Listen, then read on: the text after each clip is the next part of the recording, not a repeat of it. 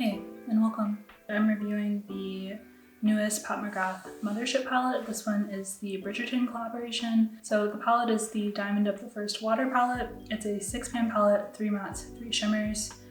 Palette goes for $65. The collection also came out with a couple of other things. The other things I'm not really reviewing, but I will go over them. Okay, so the collection came with a blush trio. I believe it was called Love at First Blush, and that comes with 3 shades that have already been released. That is $52. And then it also came out with 2 new highlighter shades. One is a champagne gold, and then the other one is a yellow gold.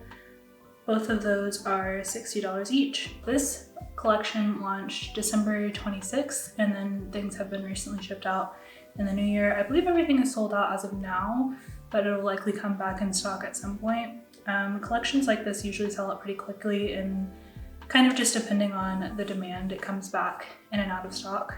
So I ended up picking up the palette and also the blush trio. I didn't end up picking up the 2 highlighters, mostly because I don't really need 2 $60 highlighters. I am just fine, actually. So here's the blush trio. It comes with 2 blushes and 1 highlighter. So the shades in the blush are Cherish, Nymphet, and then the highlighter is called Venus Nectar. I didn't buy any of these in the singles previously, so I was really looking forward to this palette. Okay, so I tried all the shades in the palette as a one and done shade. I did this before in a previous video and you guys seem to really like it, so I did it again. My poor little eyelids will suffer once more. All right, so I'm gonna run through all the shades in order and show you them one at a time. Starting in the top left corner is Iconic Ingenue. So this is a pale pink shimmer. It is definitely a highlighter color. It has peachy pink undertones, has pretty good coverage, pretty low shimmer, and I think it's best applied with a finger. So I think this shade actually works great as a highlighter shade. I applied it to like the bridge of my nose while I was testing it out. I honestly don't think this is the best for one and done shades. It just doesn't really look super special, and you can kind of barely see it on my skin tone, which is kind of like a light medium skin tone. So I imagine it probably doesn't show up very well other than as like a highlight in the corner of the eye or on the brow bone if you prefer doing that. I love having a highlighter shade in a palette. It's kind of an essential for me. I just don't love the tone of this. I wish it was a little bit more silvery to go with the rest of the palette. Otherwise, it's fine. It's just kind of average for me. So the next shade, the one in the top middle, this one is called Art of the Swoon. It's a mid-tone pink matte shade. It's kind of a bright cotton candy pink once it's applied. It can be soft or also built up. This one is actually really, really easy to work with. It's not patchy at all, and it kind of just glides over the eyes pretty effortlessly. So the shade itself has a bee embossment on top of it. It definitely fades really quickly. It's already faded and I just used it once. So I can imagine it's probably gonna disappear within a couple of uses. If you care about that, if you just wanna keep it as preserved, I would probably just not even touch it because it's gonna go away pretty quickly. So I'm actually wearing the blush in the shade Cherish, which is a bright pink from the blush palette, and it looks very similar to the pink that this shade is. However, whenever they're side by side, it actually makes the blush look almost warm and peachy, which it's absolutely not. This is just a very, very blue-based eyeshadow. It kind of stands out quite a bit. So I actually really like this shade. I think it's a fun color for summer, especially. As a one and done shade, it looks great. Really, there's nothing bad to say about it. It applies effortlessly. I actually really, really like the shade. So the next shade is Regency Blue. This is like obviously the gem of the palette. The rest of the palette is pretty standard, but this one really stands out. So it's a subtle blue, silver, lilac, shifty color. It feels like a Blitz Astral, but she doesn't call it an astral shade, so I don't know what that's about. It's kind of just a glittery, almost like a Blitz Astral shade. This one, I feel like you really can't see it as much in the video. You can't really pick up the nuance as much on camera. It looks stunning in person, in direct sunlight especially. This one layers really well with all the other shades. I'm wearing it on my eyelids right now. I have the Deepest Berry shade and the Regency Blue shade on top of that in the inner corner. Whenever it's layered in this way, in the way that I have it, it does look really similar to a shade that she's already come out with in the Utopian Dream palette, kind of the purpley shade. This one blends together, the blue blends together with pink and kind of makes a purpley mix. It looks great, it just kind of looks like a shade she already's done before. So there's a ton of glitter packed into this one shade. There is going to be a little bit of fallout underneath the eye. So I think this is actually best applied with a finger. Don't even attempt using a brush because it's not going to look right. Oh, and also I use the artistry wand with this one as well. That one also really helps the glitter stick to the eye So overall, I really like the shade. It looks exactly like it's supposed to in the pan, as it does on the eye. It just translates beautifully. By far my favorite shade in the palette. And I mean, I think that's probably why everybody bought this palette, was because of that one shade. And it's just as good as you would think it is. The next shade in the bottom left corner is Plum Regalia. So this is a kind of a mauve brown matte. So it's very smooth. It's actually ended up being a lot more purple than I was imagining it was going to be. It looks brown to me in the pan. It's almost pure purple when you apply it to the eye.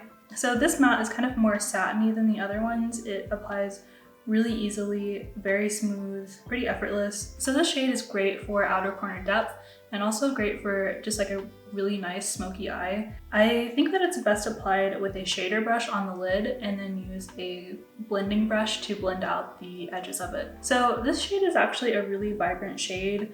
A lot more vibrant than it appears in the pan. I think you can really get a lot of dimension with this one shade. The embossment on this one actually hasn't faded quite as much as the other two. So I think this one is a pretty deep embossment compared to the other ones. Overall, I was really happy with this shade. Again, kind of just a more purpley shade than anything. It doesn't look the way that you would think it looks. So moving on, the next shade is called Duchess Divinity. This is a cool tone mauve shimmer. This is by far the most surprising shade in the whole palette. I really was not expecting much from this one, and it's just like the easiest, prettiest, all the adjectives. This one is really, really pretty. It's best applied with a brush or a finger.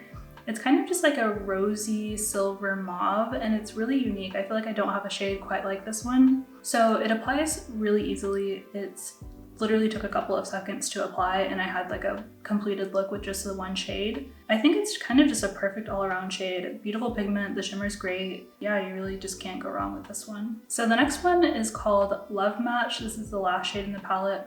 It's kind of a punchy berry matte. On the eye, it translates more hot pink at full opacity. It takes a really long time to build up as well compared to the other two mattes. I would say that this one is not as smooth or effortless as the other two. And I'm not sure why they have two pinks that look almost identical. This one, like I said, is a hot pink, and the other one is kind of a little bit softer bubblegum pink, but they both pretty much kind of look the same. I just don't know why. Like, why I have two of these. I wish that this one was a little bit different, but I mean, it's all right. It applies fine for a matte. It's just all right. That's really all I have to say about that one. I definitely will say it's the most vibrant hot pink that I even have. If I ever need a hot pink for whatever reason, this is the one I'll go for. I just don't see myself using this shade a lot, especially compared to the other shades, since there is a better version of it already in the palette. So overall, I was really happy with the 4 shades in the middle. I wasn't as big of a fan of the highlighter shade or the last berry matte in the palette. Just kind of an okay palette. It's not my favorite from Pat, but I do really like the blue, and that's kind of the main reason I bought this, was because of the blue. And then I'll probably end up using the other 3 shades that I said I liked. The pink, the brown purple, and then also the shimmer purple. So yeah, if I had any critiques, I would wish that the highlighter shade was a little bit more silver. I think that would really make the palette a lot more useful and kind of more cohesive. The highlighter shade that they have in here, it just doesn't really do much. She has much better versions in lots of her other palettes. And also, again, with the last shade, I just feel like there's no need to have 2 pinks in the palette, and there's clearly a better pink. I think if you're a fan of Bridgerton, you should probably pick up the palette. It's a really nice collectible, and it's actually really good quality eyeshadow.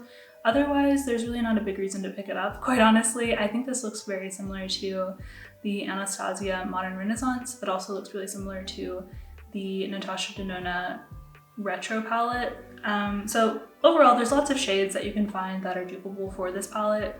It's a really pretty, cute, compact palette, but overall I think you'd be really happy with it. So that is it. That is a very short, sweet, to the point video of my thoughts on this palette. Like the video if you like the video, turn on the notification bell for more videos like this one, and comment down below which palette you'd like me to review next. I'm thinking about continuing on with the Pat McGrath series, probably reviewing some of her older palettes and just doing them as one and done, since you guys said that's really helpful. I'm thinking that's what I'm gonna do next, but let me know. Okay? Okay. So I'll see you at the same time, at the same place next week. Bye! Wow, it is getting very dark.